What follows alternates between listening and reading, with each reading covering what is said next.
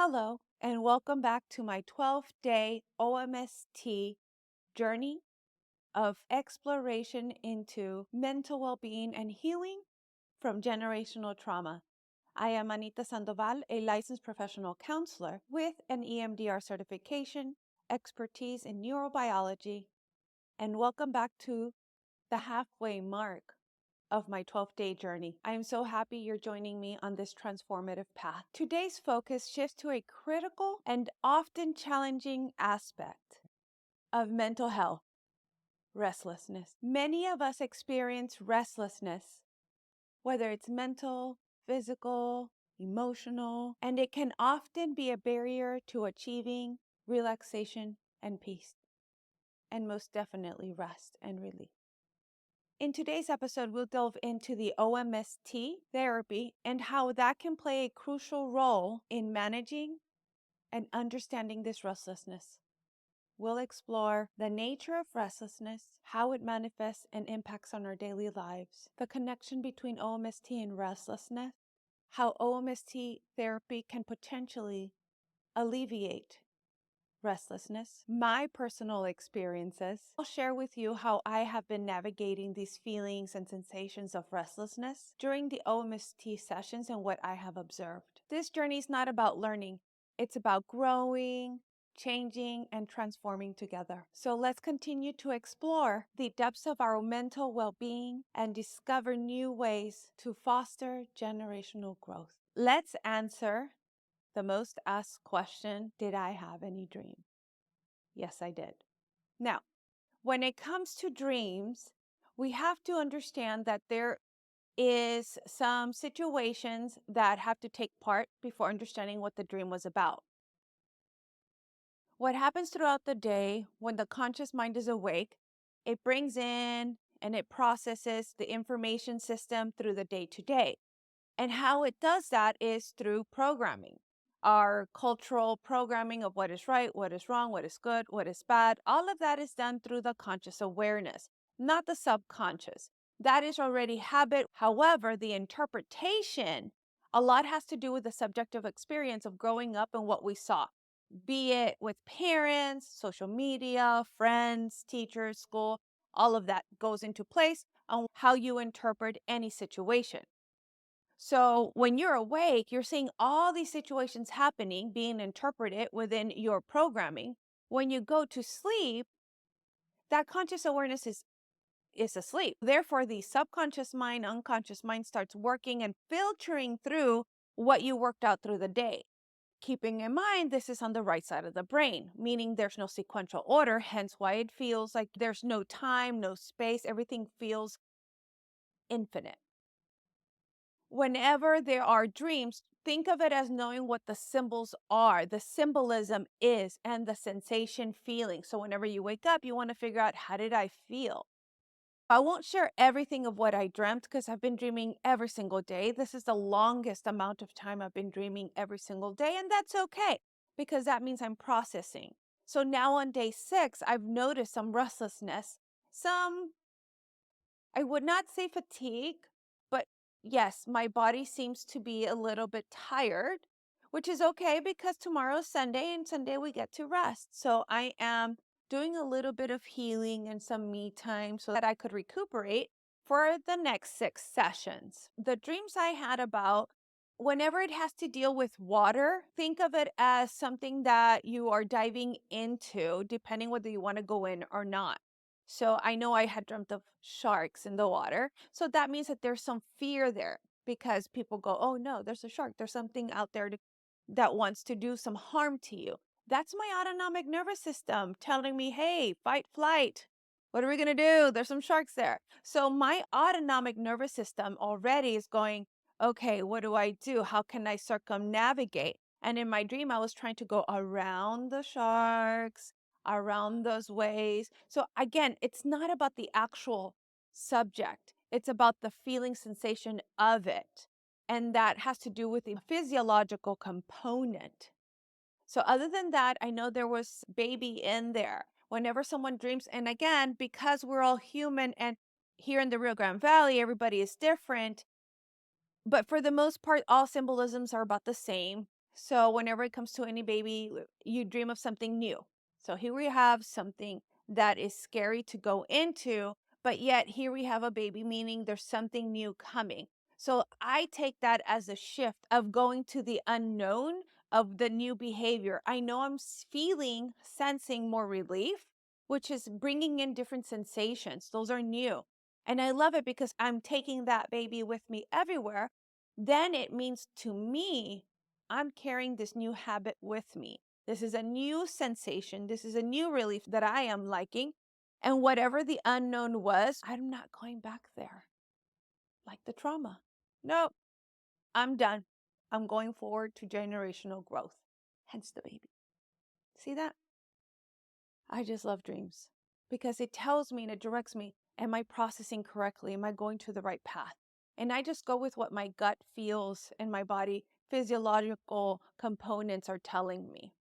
So don't go too detailed on, oh my gosh, what does this specific thing mean? What does it feel within your body, within your heart? Don't give it any meaning. Just feel it through. Going back to restlessness. You want to keep to the routine. So if any of you are doing OMST and you're going to do it on a Saturday, I highly recommend do not do what I did.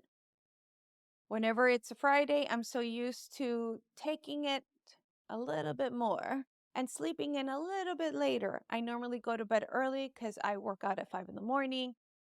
But this time I said, not working out at 5. That's okay. I can sleep a little later.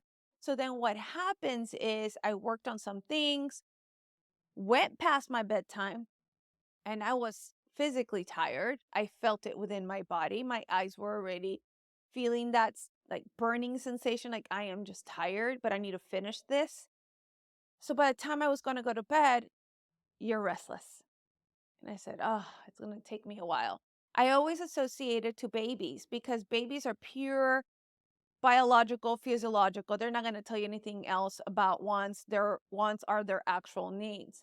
So just like babies, if they don't go to sleep at that certain time, they just get fussy because they can't go to bed even though they're so tired.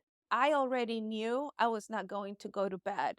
I was going to struggle going to sleep. So I did end up taking some melatonin, did the brain tap.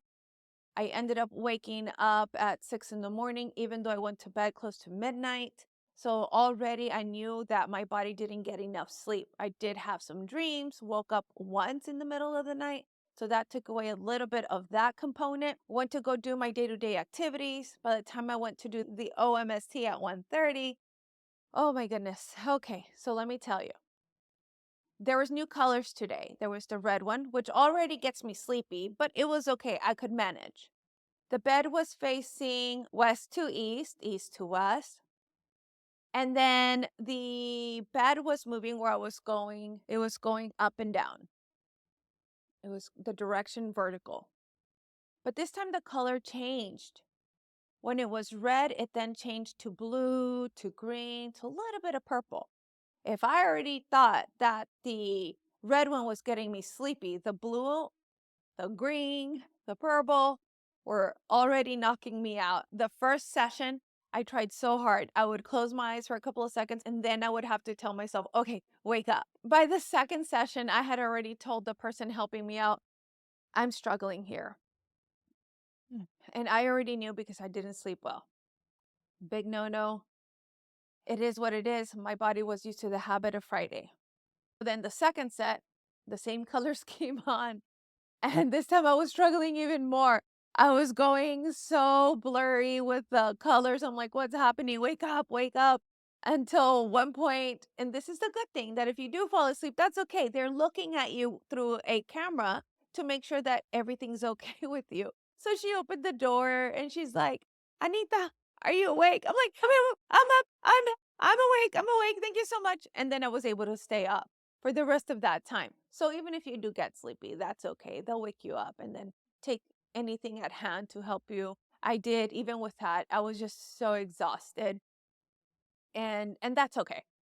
I was able to process a bit. I did have a lot of right hip pain. What does it mean? I don't know. I don't know, but that's okay because this is about processing. And Yes. Am I feeling a little bit of restlessness? Yes, I am. Because my body wants to go back and it's not going to happen because my journey here is to go from generational trauma to generational growth, healing forward. Two things I did want to mention today when it comes to restlessness. There's two differences. One called coping mechanisms and another called relaxation techniques. Both deal with stressors, but in a different way. Are they healthy? Are they unhealthy? It depends. Like in life, everything is a balance. Coping mechanisms are strategies that we employ to deal with the day-to-day stressors in life, challenges, and emotional conflicts. These are psychological tools that we use to cope with difficult situations. These can be healthy or unhealthy. Healthy coping mechanisms can be something like seeking social support, engaging in physical activity, hence why I like running, yoga. It helps us overcome stress in a constructive way. On the other hand, we have unhealthy coping mechanisms, substance abuse or avoidance, people pleasing. It provides temporary relief for the short term. You get a reward, but on the long term, the consequences outweigh that short term reward. Then it causes significant problems in the long run. So, yes, in the short term, it may be okay, but not in the long term.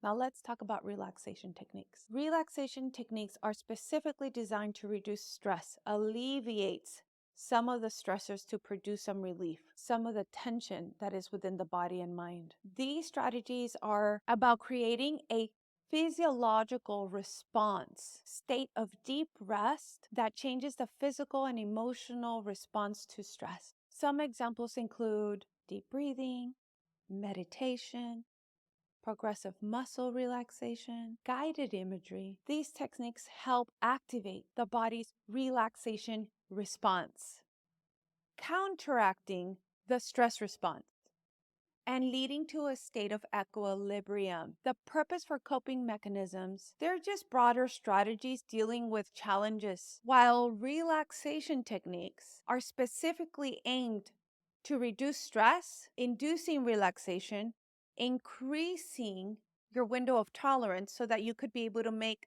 connections and problem solve more effectively. So even though both can be beneficial depending how you use them, relaxation techniques generally are aimed at promoting long-term well-being and mental health, whereas coping mechanisms address the immediate needs. While coping mechanisms help you balance and deal with life's ups and downs, relaxation techniques help you remain calm longer, helps you ensure to maintain a baseline of calm and resilience. So short term may seem a little restless, like, oh my gosh, I have to do this again. But in the long term, you're instilling those techniques within your body and mind to remain calm so that whenever life does give you anything, you use less of the coping mechanisms and more of the problem solving skills. Even though both of these can enhance the ability to help with stress, improve your mental health, and lead to general growth, know that it is imperative to always use some relaxation techniques as a lifestyle. Just like eating an apple a day keeps the doctor away, maintaining a healthy relaxation lifestyle can help you maintain a state of equilibrium. And remember, mental well-being is a journey, not a destination.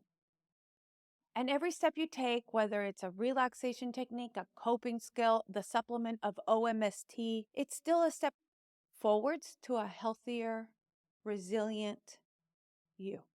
Thank you for joining me today. Stay tuned for more insights and to answer the most frequent question, did I have any more dreams? We'll see you tomorrow. And be well.